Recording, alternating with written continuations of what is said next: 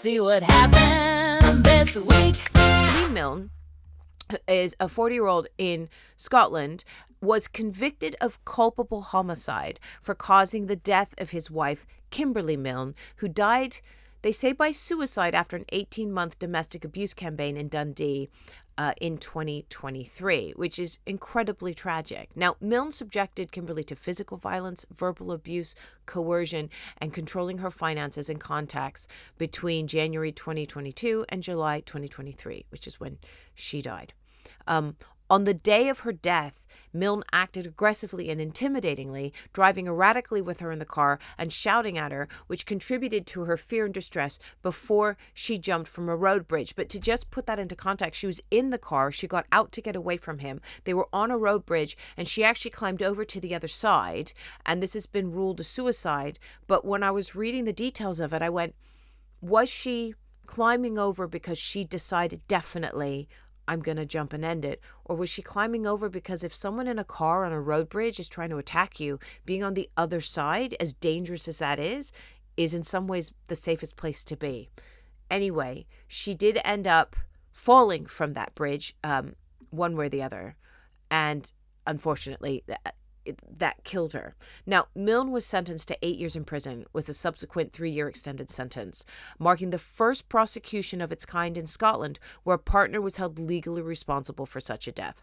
Now, obviously, I think, and I'm pretty confident we all agree that domestic abuse is horrific, and that not enough is done about people who commit domestic abuse. I mean, we know that it goes on in far greater numbers than we're seeing in prosecutions and convictions. And so my initial thought was, oh, good, someone's being held responsible, because after the fact, often, if they are domestic abusers and their victim gets away, often things don't happen. And Scotland actually has been great at making moves and changes in legislation. So, for example, they passed a law a few years ago, it must be about 10 years ago now, that said from now on, if we see evidence of domestic abuse, we will file charges. So any assault, we file charges, and it is not up to the victim, because they were finding that victims of domestic abuse were maybe in hospital, or the police were being aware of the case, but then the victim would go, no, thanks, I don't want to prosecute, I don't want to press charges, and people were getting away with it. So Scotland decided to take that decision away from the victim and go, no, if there's an assault, we press charges, and there's nothing you can do about it, which actually we found has wider ramifications. A few years ago in Edinburgh, a comedian got into a fight with a heckler and ended up being prosecuted for assault because they had I'll say touched, but they'd ended up in an altercation with the heckler.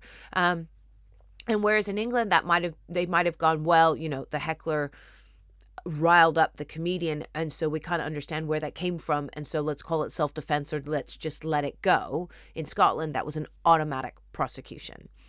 And so my initial reaction to this was, oh, good, hopefully, good, he should be punished for his crimes. But then it made me worried is how far away, like in this instance, he was in a car on the bridge and she was trying to get away from him and she died. And you can draw a very straight line, and one of the images, as you can see here, is a text message where she's actually messaging her sister going, I'm worried, he says if I leave him, he'll harm himself. And the sister was saying, you just have to get out of there. Like, just get out of there.